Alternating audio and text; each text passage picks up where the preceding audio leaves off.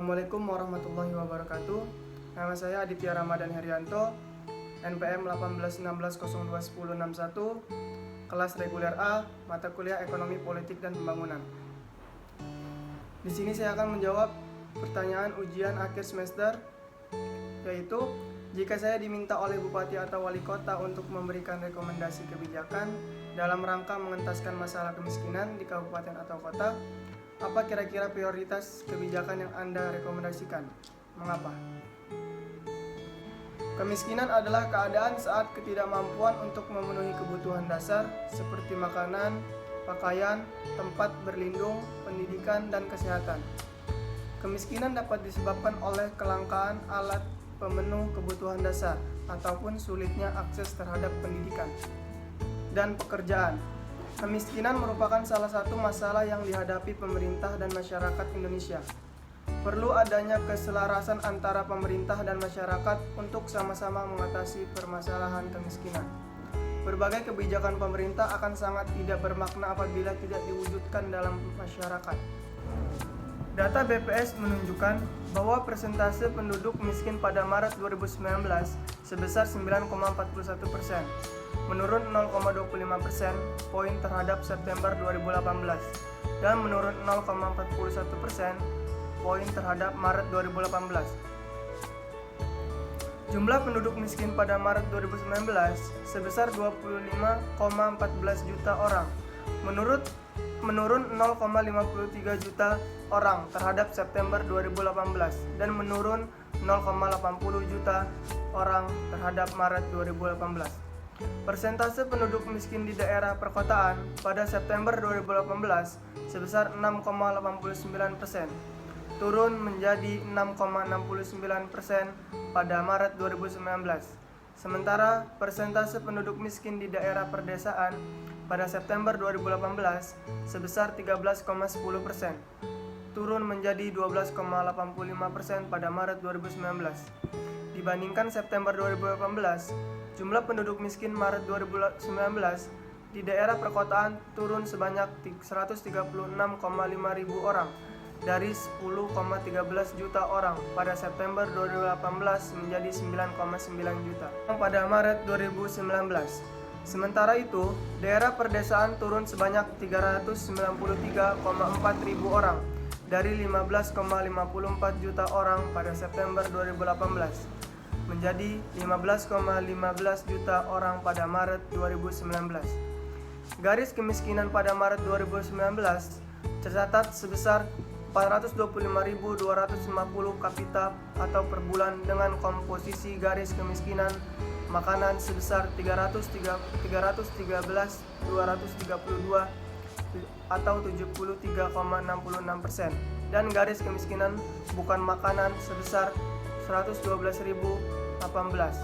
atau 26,34%. Pada Maret 2019, secara rata-rata rumah tangga miskin di Indonesia memiliki 4,68 orang anggota rumah tangga. Dengan demikian, besarnya garis kemiskinan per rumah tangga miskin secara rata-rata adalah sebesar 1.990.170 per rumah tangga. Ini membuktikan dari tahun ke tahun jumlah angka kemiskinan yang terjadi di Indonesia mengalami penurunan. Semua tidak lepas dari peran penting dan campur tangan pemerintah dalam mengatasi permasalahan kemiskinan dan meningkatkan sumber daya manusianya di Indonesia. Kartu Indonesia Sehat dan bantuan non-tunai yang diberikan pemerintah dapat berkontribusi dengan baik pada penurunan kemiskinan ini. Selain itu juga, hal yang perlu diperhatikan untuk dapat mengurangi kemiskinan di negeri ini dengan memperluas lapangan pekerjaan bagi masyarakat, memberikan bantuan pendidikan gratis kepada masyarakat yang tinggal jauh di pelosok dan putus sekolah. Saat ini pemerintah telah mengadakan program bantuan pendidikan berupa wajib belajar 9 tahun bagi masyarakat yang tidak mampu. Dan yang terakhir, memberikan fasilitas yang memadai dan subsidi gratis. Peran pemerintah diharapkan membantu dalam memberi fasilitas yang merata di setiap wilayah. Pemberian fasilitas tersebut dapat diwujudkan dengan melengkapi sejumlah sarana dan prasarana yang dinilai kurang atau masih belum cukup keberadaannya. Setelah fasilitas terpenuhi, diharapkan masyarakat dapat hidup dengan layak dan sejahtera, serta permasalahan mengenai kemiskinan ini dapat diatasi dengan baik. Berdasarkan data tersebut, masih banyak masyarakat Indonesia yang berada dalam kemiskinan. Pemerintah mengklaim bahwa setiap tahun kemiskinan di Indonesia menurun, tetapi hal itu tidak menjamin bahwa masyarakat terhindar dari kemiskinan. Namun tentu saja hal itu tidak mudah dilakukan. Faktor-faktor penyebab kemiskinan yaitu 1. Pengangguran. Semakin banyaknya pengangguran, maka akan berdampak langsung bagi lingkungan masyarakat sekitar. Apabila pengangguran tidak dapat memperoleh penghasilan untuk memenuhi kebutuhan hidupnya, akibatnya mereka akan terjerumus ke dalam masalah kemiskinan yang akan berdampak pada kriminalitas serta sosial budaya masyarakatnya. Kedua, rendahnya pengelolaan pola pikir serta wawasan masyarakat. Pola pikir seseorang sangat berpengaruh dalam permasalahan kemiskinan ini. Sifat malas dan tidak ada semangat merupakan sumber dari tidak terolahnya pola pikir masyarakat saat ini, yang menyulitkan untuk memenuhi kebutuhan hidupnya sendiri. Faktor inilah yang menyebabkan munculnya pengangguran. 3. Kurangnya keterampilan di dalam diri individu. Tidak mudah untuk mencari lapangan pekerjaan pada saat ini. Karena tingginya standar untuk mendapatkan pekerjaan, membuat manusia yang tidak mempunyai keterampilan khususnya semakin terjebak di ranah kemiskinan. Bahkan sebagian dari mereka kebanyakan ditolak saat ingin melamar pekerjaan. Di suatu tempat kerja tidak adanya keterampilan yang dimiliki, akibatnya mereka putus asa dan tidak ingin lagi untuk mencari pekerjaan.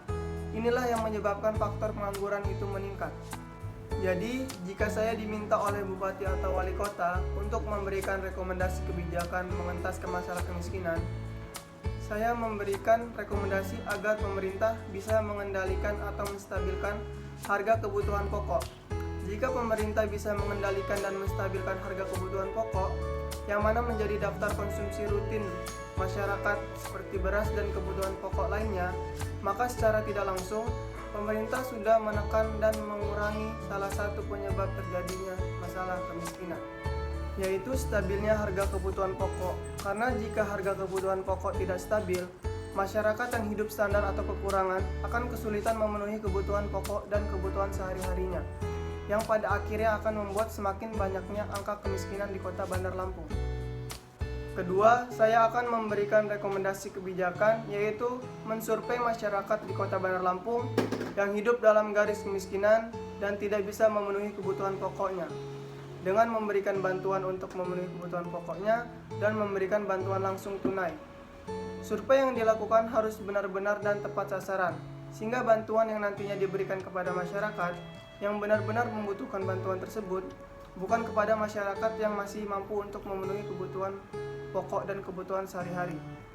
Kebijakan ini sebenarnya sudah diterapkan, tetapi masih menjadi masalah, yaitu tidak tepat sasarannya bantuan yang diberikan oleh pemerintah yang harus diperbaiki lagi.